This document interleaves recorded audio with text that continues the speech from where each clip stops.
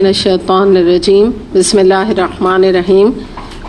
اپنے اربعین نبوی کا جو پیج نمبر ہے 28 آپ نکال لیجئے، اور حدیث نمبر جو 19 ہے ہم کر رہے تھے، تو اسی کے بارے میں ہم بات کریں گے. تھوڑے سے پوائنٹس میں آپ کو دوبارہ سے حدیث سے پڑھ دیتی ہوں تاکہ آپ کے ذہن میں رہے کہ آج کیا چیز ہم اور ڈسکس کریں گے. اس حدیث میں یہ ہم نے پڑھا تھا نا کہ تم اللہ کے احکام کی حفاظت کرو تو تم اسے اپنے سامنے پاؤ گے. ٹھیک ہے. سیکنڈ بات ہم نے پڑھی تھی کہ جب تو سوال کر تو اللہ تعالیٰ ہی سے سوال کر. پھر یہ کہ جب مدد طلب کرو تو اللہ ہی سے مدد طلب کرو. اور یاد رکھو کہ ساری دنیا کے لوگ جمع ہو کر تمہیں فائدہ پہنچانا چاہیں تو وہ تمہیں کسی بات کا فائدہ اور نفع نہیں پہنچا سکتے سوائے جو اللہ نے تمہارے لیے مقدر کر دیا. ٹھیک ہے. تو قدرت کا بھی ذکر ہے. اس کے بعد یہ کہ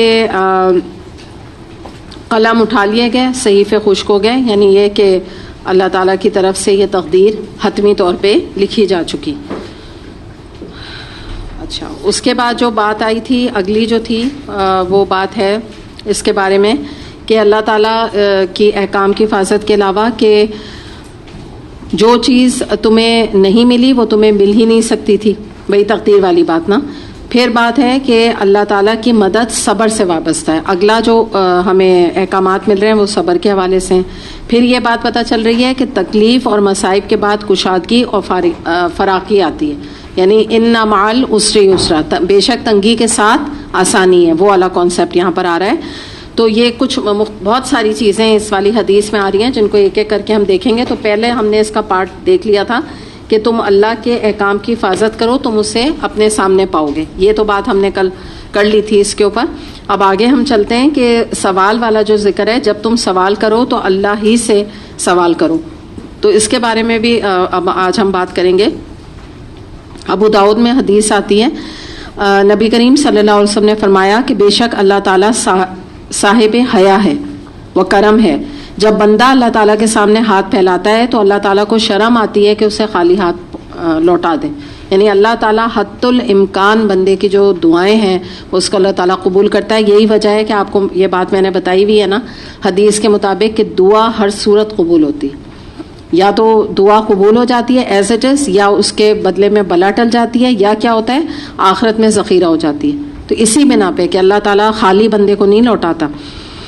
دوسری بات ہم لوگوں نے جیسے آج بھی ہم نے حدیث ڈسکس کی تھی نا کہ اللہ تعالیٰ جو آسمان دنیا پہ رات کو آتے ہیں اور اللہ تعالیٰ پوچھتے ہیں کہ ہے کوئی پکارنے والا کہ جس کی پکار کا میں جواب دوں، کوئی سائل ہے تو میں اسے عطا کروں.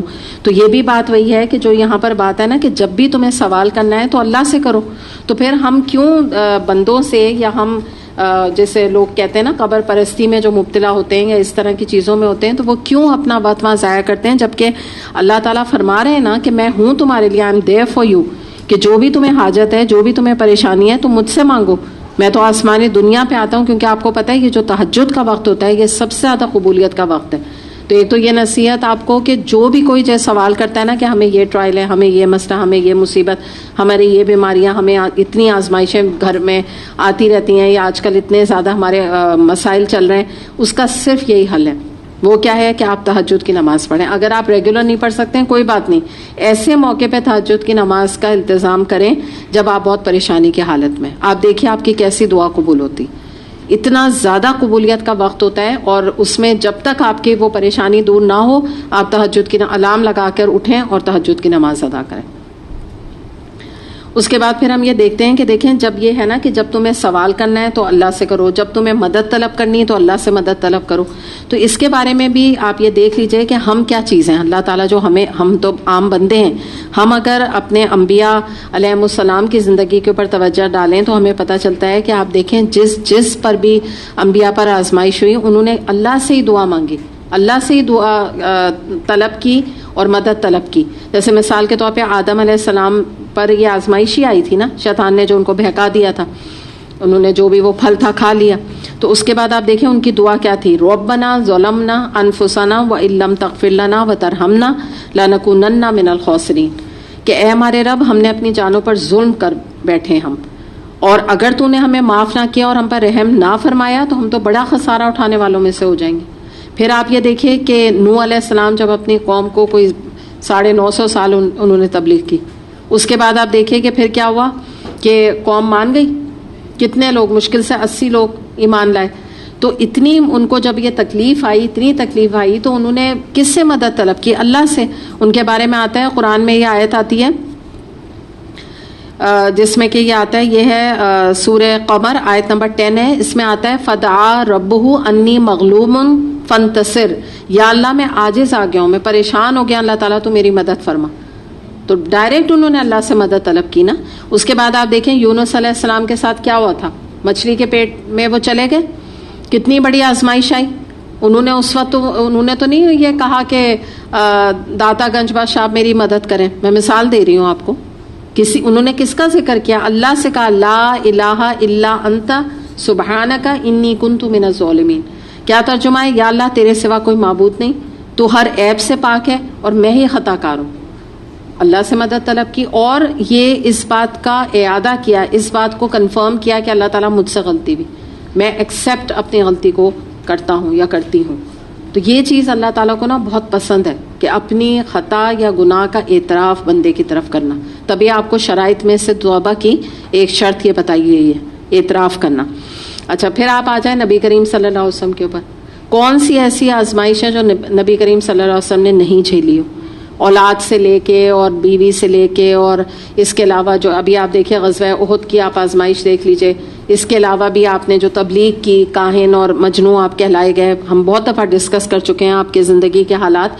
تو اس میں کس کی طرف رجوع کیا نبی کریم صلی اللہ علیہ وسلم؟ ہمیں تو نہیں نظر آتا کہ نبی کریم صلی اللہ علیہ وسلم کسی مزار پہ چلے گئے, یا کوئی جو مرے ہوئے کوئی اور پچھلے جو انبیاء گزرے تھے تو ان کے قبر پہ جا کے کھڑے ہو گئے اور دعائیں مانگنے لگے. آپ دیکھیں نا, کوئی بھی کام انسان کرے دلیل کے طور پہ کرے. اگر آج لوگ قبر پہ جاتے ہیں اور وہاں جا کے دعائیں کرتے ہیں اور شرک پرستی میں مبتلا ہیں, یا جس کو مزار پرستی کہتے ہیں, تو کوئی دلیل تو سوچے نا. کبھی کیا نبی کریم صلی اللہ علیہ وسلم نے کام؟ کوئی نہ کوئی قبر تو ہوگی نا آپ کے سامنے. تو یہ تو نہیں تھا کہ آپ نے وہاں قبر میں, اگر آپ کے اسوا سے ہمیں یہ کام ملتا تو یقیناً ہم کر لیتے یہ کام, لیکن ہمیں نہیں ملتی, اس کی کوئی دلیل نہیں ملتی. ہمیشہ جو مدد طلب کی تو کس سے کی ہے؟ بس اللہ سے, اس کے علاوہ کوئی مدد طلب نہیں. کوئی حدیث آپ کو ایسی نہیں ملے گی. اور اسی طرح صحابہ کرام کو بھی آپ دیکھ لیجئے, آگے تبع تابعین کو بھی دیکھ لیجئے, پھر تابعی کو دیکھ لیجئے آپ. جتنے بھی جو ہے وہ قرون اولا کے لوگ ہیں, جتنے بھی لوگ ہیں, ان سب نے جو ہے وہ ہمیشہ جو ہے طلب اللہ سے ہی کیا. ترمذی میں حدیث آتی ہے, نبی کریم صلی اللہ علیہ وسلم نے فرمایا جو شخص اللہ تعالیٰ سے نہ مانگے تو اللہ اس سے ناراض ہوتا ہے. اب یہ بھی دیکھیں, بڑی ایک جس کو کہتے ہیں نا کہ بالکل ہی کانٹرڈکٹری ایک سچویشن ہے کہ اللہ سے جب ہم دعا نہیں مانگتے تو اللہ تعالیٰ کو اچھا نہیں لگتا کہ میں تو بندے کو دینے پر قادر ہوں اور میں چاہتا ہوں اپنے بندے کی مدد کرنا اور اس کی دعاؤں کو سننا, لیکن یہ تو مجھ سے طلب ہی نہیں کرتا, اس کو پرواہ ہی نہیں میری. اور بندوں کا معاملہ کیا ہے کہ اگر آپ بندوں سے ایک دفعہ سوال کریں, 2 دفعہ سوال کریں, 3 دفعہ کریں, تو 4تھی دفعہ تو وہ جس طرح جواب دیں گے اور جس طرح جٹری ہوں گے نا, تو وہ ہم خود بھی سب جانتے ہیں. ہمیں خود اندازہ ہے کہ ہم سے مدد کے لیے چاہے ہمارے رشتہ دار ہوں, چاہے کوئی میڈ ہو, وہ 1 دفعہ 2 دفعہ اگر مہینے میں کہہ دے تو ہم کہیں گے چلو ٹھیک ہے. لیکن اگر اسے روز کا یہ روٹین بنا لے تو کوئی ایسا نہیں ہے کہ جو اریٹیٹ ہو کے اس کو جواب شاید مدد کر بھی دیں, لیکن جس طرح اس کو جھڑکیں گے نا, جس طرح جواب دیں گے, تو اللہ ماشاء اللہ ہی کوئی لوگ ایسے ہوں گے جن کے اندر اتنا ضبط و صبر ہوگا. لیکن اللہ کا معاملہ یہ ہے کہ آپ صبح سے لے کے بھی مانگتے رہیں, چلتے پھرتے بھی مانگتے رہیں, رات کو لیٹے بھی مانگتے رہیں, اللہ تعالیٰ بڑا خوش ہوتا ہے. تو یہ آپ ذرا اس کی ذات دیکھیں نا, تبھی تو وہ رب ہے نا, کتنا فرق ہے ہم میں اور ہمارے رب میں. دوسری بات یہ ہے کہ ایک اور چیز یہ ہے کہ جب انسان جو ہے نا اپنے نفع و نقصان کا مالک اللہ کو سمجھتا ہے, تمام چیزوں کا سوال اللہ سے کرتا ہے, مدد اللہ سے طلب کرتا ہے, اس کے فائدے بھی بڑے ہوتے ہیں. سب سے پہلا فائدہ یہ ہوتا ہے انسان کو توکل اللہ پہ ہو جاتا ہے, جس کو ہم کہتے ہیں توکل اللہ, اللہ پہ بھروسہ ہو جاتا ہے, یقین ہو جاتا ہے. اور جتنا آپ کا اللہ پہ بھروسہ بڑھے گا اتنا آپ لوگوں سے بے نیاز ہوں گے. بے نیاز ہونے کا کیا مطلب ہوتا ہے بتائیے؟ ایکسپیکٹیشن نہیں ہوتی. بالکل اصل جو چیز ہے نا بے نیازی, یہ نہیں ہے کہ آپ اس سے بات ہی نہیں کرتے, آپ اس کو اگنور کرتے ہیں, آپ اس کو ڈیگریڈ کرتے ہیں, یہ نہیں مطلب ہے. بے نیازی کا مطلب یہ ہوتا ہے کہ آپ کو محتاج کی نہیں ہوتی ہے, آپ اس کے اوپر ڈیپینڈنٹ نہیں رہتے. پھر آپ یہ نہیں سوچتے کہ یہ بندہ اگر مر گیا تو میرا کل کیا ہوگا, مجھے کہاں سے روزی ملے گی. آپ اللہ پہ یقین ہوتا ہے تو وہ اللہ اس یقین کے سہارے انسان کے کام بناتا ہی چلا جاتا ہے. آپ کیا سمجھتے ہیں کہ اگر ہمیں کوئی دنیا میں فائدے ملتے ہیں، یا آپ کہہ لیجیے ہمیں اپنے ماں باپ سے فائدے ملتے ہیں، یا ہمیں دنیا میں لوگوں سے فائدے ملتے ہیں، تو ان کے دل میں کون ڈالتا ہے؟ اللہ ڈالتا ہے. اللہ تعالیٰ نے ماں کے دل میں ڈالا ہے تو وہ اپنے بچے، روتے ہوئے بچے کو ساری رات برداشت کرتی ہے. ورنہ اگر اللہ نے یہ محبت نہ ڈالی ہو نا، ماں سب سے پہلے وہ ماں ہوگی جو اپنے بچے کو اٹھا کے جو ہے نا 2 مہینے کا بھی بچہ ہوگا نا دوسرے کمرے میں پھینک آئے گی جا کے، مجھ سے نہیں پالا جا رہا. حقیقت ہے کہ نہیں؟ آپ میں سے جو مدرز ہیں، اپنے بچے پالے ہوئے، آپ بتائیے کبھی ماں یہ کرتی ہے؟ نیندیں اپنی جو ہے نا خراب کر لے گی، لیکن وہی اس کا پلیجر ہوتا ہے کہ بھئی میرا بچہ ہے، ٹھیک ہے جگا رہا ہے، کوئی بات نہیں. بعض کمپلین بھی کبھی کر دیتی ہیں لیکن مین نہیں کرتی. کوئی اگر کہہ دے اچھا تم دے دو ہمیں، ہم رکھ لیتے ہیں، تو نہیں فوراً ڈر جاتی ہیں. ٹھیک ہے نا، ان کو وہی اچھا لگتا ہے، جگا رہا ہے بس صحیح. تو وہی والی چیز ہے کہ انسان جو ہے وہ اللہ تعالیٰ کے ساتھ جو معاملہ ہے ہمارا، تو اس پہ اللہ پہ بھروسہ، اللہ پہ توکل. لیکن لوگوں کی محتاجگی سے انسان نکل جب جاتا ہے تو ایک اور جو نعمت ملتی ہے کہ اللہ پہ بھروسہ کرنے، نفع نقصان کا مالک سمجھنے سے، کہ دل کو قلبی سکون ملتا ہے. بالکل دل انسان کا جو ہے نا وہ ایٹ پیس آ جاتا ہے کہ بس ٹھیک ہے میں نے اپنا کام کر لیا. ابھی اپنے تھوڑی دیر پہلے بات کی تھی نا تفسیر میں کہ آپ نے ریسورسز بھی استعمال کر لیے، آپ نے کوشش بھی کر لی، محنت بھی کر لی. اب جو نتیجہ آئے گا، جو کچھ ہوگا ٹھیک ہے دیکھا جائے گا، جو بھی اب اللہ میرے لیے فیصلہ کرے. تو یہ بھروسے یا اللہ پہ توکل کی ایکچولی ڈیفینیشن بھی یہی ہے. یہ نہیں ہے کہ خالی بس اللہ کے اوپر سب کچھ ڈال دو اور خود کچھ نہ کرو. یہ نہیں ہوتا. کرنا تو محنت تو کرنی پڑے گی ہمیں. دوسری بات یہ کہ ایک اور بات بھی یاد رکھیں کہ یہ جو بات ہے نا کہ جیسے نبی کریم صلی اللہ علیہ وسلم نے فرمایا کہ جو بھی مانگو تو اللہ سے مانگو، تو اس میں بات کیا ہے کہ جب حدیث کا میں آپ کو مفہوم بتا رہی ہوں کہ اس میں یہ آتا ہے کہ جب جو انسان اللہ کو چھوڑ کر غیر اللہ سے مدد طلب کرتا ہے تو اللہ تعالیٰ پھر اپنا ہاتھ اٹھا لیتا ہے اس بندے پر سے اور اس کو اس آدمی کے سپرد کر دیتا ہے. اور اس سے کیا ہوتا ہے کہ جب وہ آدمی کے سپرد ہم ہو جائیں گے تو وہ آدمی تو ہمیں سوائے ذلیل اور رسوا کرنے کے لیے کچھ نہیں کرے گا. میں نے آپ کو بتایا نا جب تیسری دفعہ اس سے مانگیں گے تو وہ تو ایسا جھڑکے گا کہ انسان کی پھر ہمت نہیں ہوگی. تو اس لیے انسان بھروسہ اپنے ایسے رب پہ رکھے جو 24/7 اویلیبل ہے. 24/7 آپ اللہ سے رجوع کر سکتے ہیں، وہ آپ کو کبھی دھتکارے گا نہیں. تو کتنا فرق ہے نا دونوں میں. اس کے بعد پھر ایک اور بات آپ دیکھیں، جب مدد کی ہم بات کرتے ہیں نا، سوال کی ہو گئی، پھر مدد بھی کی ہم بات کر رہے ہیں. تو جب مدد مانگو اللہ سے مانگو، تو بات کیا ہے کہ آپ دیکھیں نماز میں، ہر نماز کی رکعت میں ہم جب سورہ فاتحہ پڑھتے ہیں ہم کیا کہتے ہیں؟ ایاک نعبد و ایاک نستعین، کہ اللہ تعالیٰ ہم تیری ہی عبادت کرتے ہیں اور تجھ ہی سے ہم مدد مانگتے ہیں. تجھ ہی سے، اونلی والی چیز ہوتی ہے جب ہم کہتے ہیں نا ایاک، اونلی. اور کوئی ہے ہی نہیں کہ جس سے ہم مدد طلب کرتے ہیں، اور کوئی ہے ہی نہیں جس کی ہم عبادت کرتے ہیں. ماتھا بھی ٹیکتے ہیں تو صرف اللہ آپ کے لیے، عبادت بھی کرتے ہیں تو آپ کی، روزہ رکھیں گے تو آپ کے لیے. تبھی یہ کہتے ہیں کہ جس نے دکھاوے کا صدقہ دیا اس نے شرک کیا، جس نے دکھاوے کی نماز پڑھی اس نے شرک کیا، جس نے دکھاوے کا روزہ رکھا اس نے شرک کیا. اسی لیے کہتے ہیں کیونکہ عبادت صرف اللہ کا حق ہے اور ساتھ ساتھ مدد بھی مانگنا اللہ کا حق ہے. کوئی ہے ہی نہیں بندہ جو حقیقت میں مدد کر سکتا ہو. سورہ یونس آیت نمبر 107 میں آتا ہے کہ اور اگر اللہ تعالیٰ تمہیں نقصان پہنچانا چاہے تو اسے اللہ تعالیٰ کے سوا کوئی روک نہیں سکتا، اور اگر وہ کوئی فائدہ دینا چاہے تو اس کے فضل کو بھی کوئی روک نہیں سکتا. وہ جسے چاہے اپنے فضل سے نوازتا ہے اور وہی بخشنے والا مہربان. حقیقت ہے کہ تمام فضل دینے کا، نقصان پہنچانے کا، خیر دینے کا، فائدہ دینے کا، نعمتیں دینے کا اختیار اللہ ہی کے پاس ہے، اس کے علاوہ کسی کے پاس نہیں. سورہ نمل آیت نمبر 62 میں آتا ہے، کون ہے جو پریشان حال کی پکار کا جواب دے جبکہ وہ اسے پکارے اور وہ تکلیف ہٹائے. آپ بتائیں کون ہے؟ جب انسان جو ہے تکلیف میں ہوتا ہے، بیماری میں ہوتا ہے، ہاسپٹل میں ہوتا ہے، کوئی اذیت میں ہوتا ہے، تو کون یاد آتا ہے؟ اللہ ہی یاد آتا ہے. اور حقیقتاً میں کون، آپ دیکھیں لوگ ہاسپٹل میں ایڈمٹ ہوتے ہیں، 1 ہفتے رہتے ہیں، بھلے چنگے اپنے پیروں پہ چل کے واپس گھر آتے ہیں. تو کون ہے؟ جیسے وہ دعا آتی ہے نا ابراہیم علیہ السلام کی کہ میرا اللہ ہی مجھے بیمار ڈالتا ہے، میرا اللہ ہی مجھے شفا دیتا ہے. تو واقعی حقیقت ہے. یہ کون دینے والا ہے؟ کوئی بھی، یعنی ڈاکٹر کے بھی نسخے میں یا اس کی جو پرسکرپشن ہے یا اس کی سرجری ہے اس میں بھی شفا اللہ ڈالتا ہے تو شفا ہوتی ہے، ورنہ اگر اللہ کا اذن نہ ہو تو شفا نہیں ہو سکتی.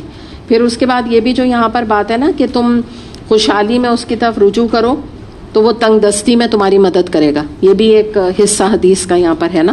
تو اس کے بارے میں حدیث آتی ہے ترمذی میں کہ جو شخص اس بات کو پسند کرتا ہے کہ مصائب میں اللہ کے یہاں اس کی دعا قبول ہو تو اسے چاہیے کہ فراقی کے وقت میں بھی کثرت سے اللہ سے دعا کرے. مصائب کا مطلب کیا ہوتا ہے؟ آزمائشیں یا ٹرائلز. تو جو چاہتا ہے نا کہ جب اس کے پر مصیبت آئے اور وہ اللہ سے رجوع کرے تو اللہ اس کی دعا قبول کرے, تو اسے چاہیے کہ جب تمہارا اچھا وقت ہو, جب تمہیں اللہ تعالیٰ نعمتیں دے, تو تب بھی تم اللہ کو نہ بھولو. کیونکہ میجورٹی لوگوں کا یہ حال ہوتا ہے. شادی بیاہ کے موقع پہ آپ دیکھیے جتنی کوئی اللہ کی نافرمانی ہوتی ہے نا کہ ایسا لگتا ہے کہ اللہ کو بالکل انسان بھلا دیتا ہے. مطلب ابھی ہم نے بات کی نا نفس پرستی, بس خود ہوتا ہے انسان اور انسان کی خوشیاں ہوتی ہیں. تو یہ کہا گیا کہ ایسے میں تم اگر اللہ کو یاد رکھو گے تو پھر جب تمہارا برا وقت آئے گا نا تو اللہ تمہیں بھی نہیں بھولے گا. تمہیں بھی اللہ کثرت سے تم دعا کرو تو تمہاری قبول ہوگی. تو واقعی حقیقت ہے کہ جب اللہ تعالیٰ اچھا وقت رکھے تو اس بات پر بھی صدقہ نکالیں کہ اللہ تیرا شکر ہے, اللہ تو نے یہ مہینہ خیر سے گزار دیا, کوئی مصیبت نہیں آئی. اس بات کا بھی صدقہ دے دیں. لوگ کیا سمجھتے ہیں کوئی مصیبت آئے گی بس تبھی ہم صدقہ دیں گے, کوئی آزمائش آئے گی, کوئی بیماری آئے گی تو بس تبھی ہمارا صدقہ بنتا ہے دینے کا. خوشی کے موقع پر بھی صدقہ نکالیں. کس بات کا؟ اللہ کا شکر ادا کرتے وقت کہ اللہ تعالیٰ تیرا شکر ہے کہ تو نے یہ اتنا وقت خیر سے گزارا, یہ فلاں پریشانی جو ہے وہ ہماری دور ہو گئی. خوشیوں میں بھی اللہ کے لیے اللہ کی راہ میں خرچ کریں, اللہ کے دین کے راہ میں خرچ کریں, خوش ہو کہ اللہ کی راہ میں دیں. اور ہمارا حال کیا ہوتا ہے؟ ہم خوش ہو کہ اللہ کی نافرمانیاں کرتے ہیں. جتنا خوش ہوتے ہیں اتنی اللہ کی نافرمانی کرتے ہیں. ہمارا مائنڈ سیٹ ایسا ہوتا ہے.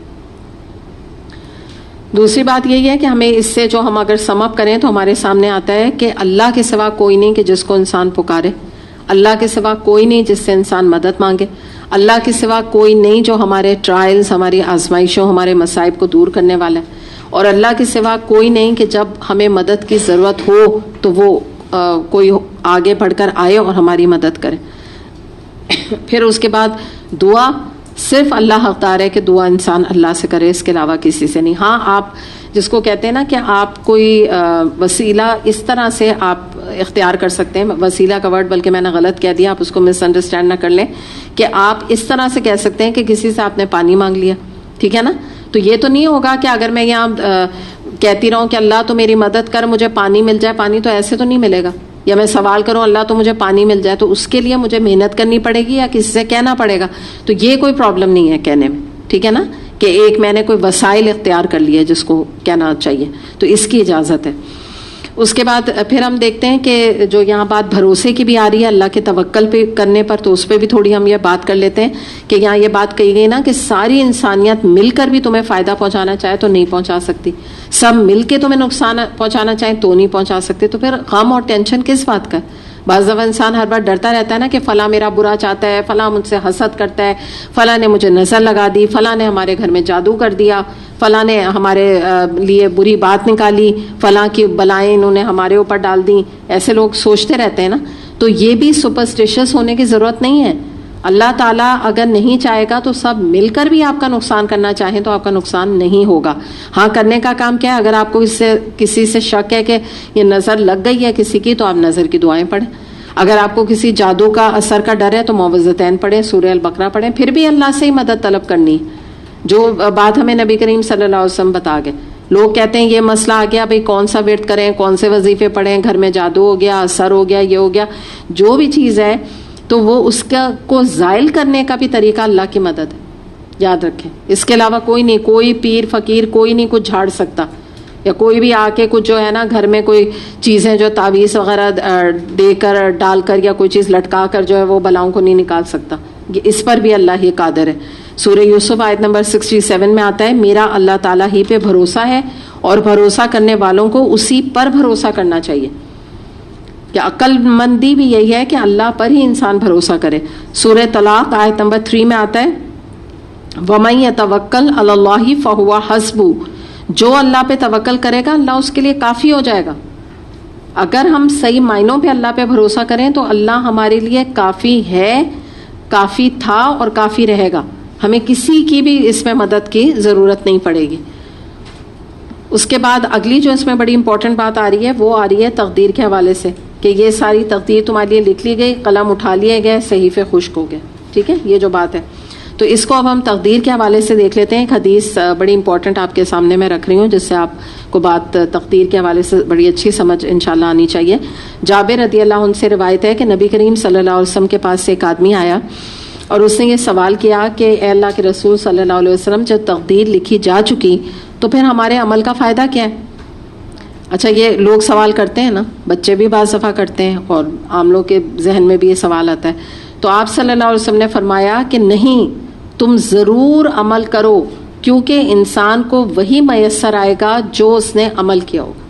کتنی زبردست بات بتا دی آپ. یعنی ہم اپنی تقدیر اپنے عمل سے لکھ رہے ہیں, جو عمل کریں گے وہی تقدیر ہماری بن جائے گی.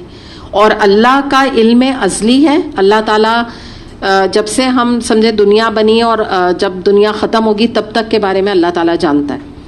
اللہ تعالیٰ کو پتہ ہے ہم میں سے کون کون کیا عمل کرے گا, کب مرے گا, کیا تقدیر ہے, کہاں شادی ہوگی, کتنے بچے ہوں گے, کیا ہمارا فیوچر ہے, کیا جنت ہے, کیا دوزخ ہے, کیا اجر ہے, کیا ثواب ہے, سب اللہ کو پتہ ہے.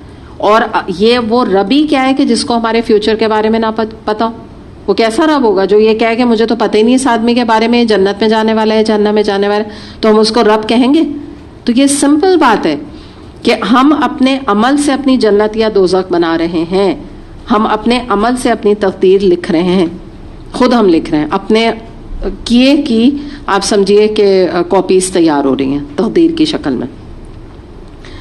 اور بات کیا ہوتی ہے, یعنی اگر ہم سم اپ کریں تو جو تقدیر میں ہے وہی انسان کو ملتا ہے, اور وہ سب ہماری محنت اور کوشش کا پھل ہوتا ہے جو کچھ بھی ملے گا ہمیں.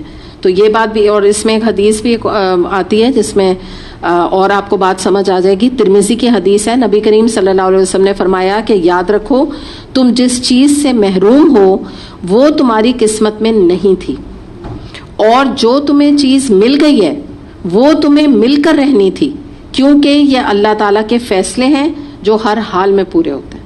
اب دیکھیے یہ چیز کتنا انسان کو مطمئن کر دیتی ہے کہ جو تمہیں مل گیا بس یہ تو تمہاری قسمت تھی. یہ گاڑی, یہ گھر, یہاں پہ شادی, یہ اتنی اولاد, لڑکا لڑکی, رزق, جاب, جو بھی آپ چیزیں اپنے ذہن میں لے آئیے, جو تمہیں مل گیا نا یہ تمہیں مل کے رہنا تھا. اب جو لوگ کہتے ہیں نا اس نے نظر لگا دی, اس نے حسد کر دی, وہ کچھ بھی کر لیتے تمہیں ملنا تھا. تو کیوں ہم سوچ سوچ کے ہولتے رہتے ہیں, کیوں سوچ سوچ کے ہم اپنی طبیعتیں خراب کرتے ہیں؟ اللہ سے مدد مانگیں, اللہ سے دعا کریں. چلیں شک بھی کوئی اس میں کوئی یہ بات نہیں کوئی کہہ رہا, نظر برحق ہے, لگ جاتی ہے نظر, لیکن اس کا علاج ہے نظر کی دعا پڑھیں. جادو کا علاج ہے معوذتین پڑھیں, سورہ البقرہ پڑھیں, صبح شام کی دعائیں پڑھیں ہر وقت, تو بس اللہ کی حفاظت میں رہیں. لیکن یہ جو شک والی چیز ہوتی ہے نا, اس سے یہ تقدیر کا کانسیپٹ نا انسان کو بڑا مطمئن کر دیتا ہے. اور یہ تقدیر پر جب آپ کا بھروسہ ہوتا ہے نا تو اللہ پہ بھروسہ بھی ڈبل ہو جاتا ہے. ایکچولی اسی لیے حدیث میں ان چیزوں کو, بہت ساری چیزیں ہیں اس میں مضمون ہے جن کو یکجا کیا, but they are interrelated to each other. اگر آپ نوٹ کریں جتنی بھی ہم نے ڈسکس کی جا رہی ہیں چیزیں وہ ایک دوسرے سے ریلیٹڈ ہیں. اس کے بعد جو اگلی بات آ رہی ہے وہ صبر کی آ رہی ہے کہ اللہ تعالیٰ کی مدد صبر سے وابستہ ہے. یعنی اب ہم نے مدد کی بات کی نا کہ اللہ کی مدد طلب کرو, اللہ کی مدد طلب کرو, تو پتہ کیا چلا کہ اللہ کی مدد جو ہے وہ صبر سے لنکڈ ہے. ٹھیک ہے, تو اب ہم اس کو تھوڑا سا ہم دیکھ لیتے ہیں. پہلے تو ہم ایک آیت دیکھتے ہیں, سورہ البقرہ آیت نمبر 153 میں آتا ہے, یا ایھا الذین آمنوا استعینوا بالصبر والصلاۃ ان اللہ مع الصابرین. اے ایمان لانے والوں, صبر اور نماز کے ذریعے سے اللہ سے مدد طلب کرو.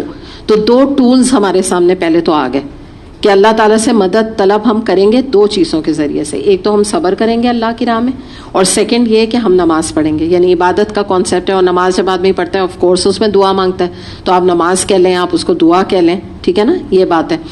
اب صبر کے اوپر ہم بات کرتے ہیں کہ اگر ہمیں جو ہے وہ مدد چاہیے تو ہمیں اس کے لیے صبر چاہیے. ٹھیک ہے, تو اب ہم صبر کو دیکھتے ہیں کہ صبر ہمیں کس طرح کرنا ہے.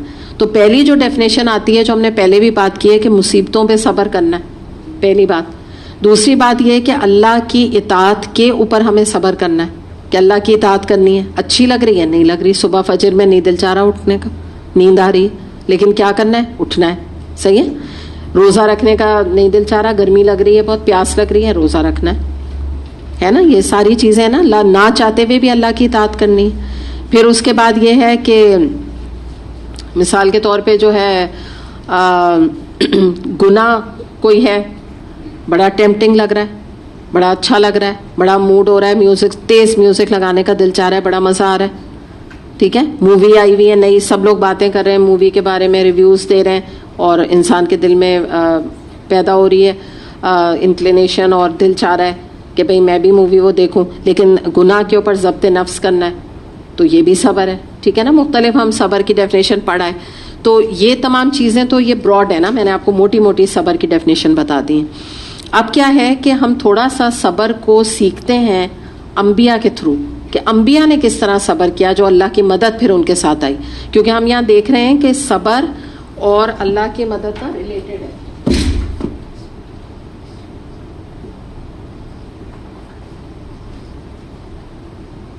ٹھیک ہے, اس کے ساتھ ہے نا, شرط ہے.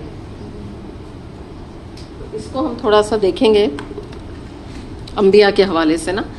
تو سب سے پہلے ہم یہاں سے سٹارٹ کرتے ہیں کہ جیسے آپ دیکھیں نوح علیہ السلام سے ہم دیکھتے ہیں, ان کے اوپر قوم کی آزمائش تھی نا, بہت ہی زیادہ شرک میں ملوث تھی, بات نہیں مانتی تھی, 950 سال تبلیغ کی, کوئی آسان نہیں ہے نا, کتنا پریشر سے گزرے ہوں گے. تو یہ آزمائش ان کے اوپر آئی. ٹھیک, کیا کیا انہوں نے, صبر کیا. ہر ایک میں آپ اس بات کو یاد کرتے جائیں, کیا کیا یہ دیکھتے جائیں گے. ایوب علیہ السلام کے بارے میں آپ جانتے ہیں, ابھی آپ نے بہت ڈیٹیل میں نہیں پڑھا لیکن اتنا تو آپ کو پتہ ہی ہوگا, ان کے اوپر بہت ہی صبر آزما بیماری آئی تھی, پورے جسم پہ ان کے بوائلز ہو گئے تھے, اور انہوں نے اللہ کے خاطر اس تکلیف کو برداشت کیا, صبر کیا. اس کے بعد یعقوب علیہ السلام جو ہے, یوسف علیہ السلام کی انہوں نے جدائی برداشت کی. پھر یعقوب علیہ السلام کا ایک اور مسئلہ تھا کہ باقی جو ان کے بچے تھے یوسف علیہ السلام کے علاوہ بڑے نافرمان تھے, بہت ہی دکھ دیتے تھے, بہت ہی ہرٹ کرتے تھے, تکلیف دیتے تھے. یہ آزمائش انہوں نے سہی. اس کے بعد یوسف علیہ السلام کی تکلیف میں ان کی آنکھوں کی روشنائی چلی گئی, بلائنڈ ہو گیا تقریباً. یہ آزمائشیں آئیں نا ان کے اوپر, کیا کیا, صبر کیا. انہوں نے کیا کہا تھا, یعقوب علیہ السلام کی تو دعا ہے کہ اللہ میں اپنے غم کی فریاد اپنے رب کے علاوہ کسی سے نہیں کرتا. کتنی پیاری بات ہے. انہوں نے کہا میں تو کسی سے کہتا ہی نہیں, میرا اللہ ہے بس, میں تو اسی سے فریاد کروں گا. اپنے جو ان کے بچے تھے سوتیلے, تو کہا میں تم سے تو کچھ کہہ ہی نہیں رہا ہوں, میں تو اپنے رب سے فریاد کر رہا ہوں. پھر بھی وہ ان کو باتیں کرتے تھے بچے.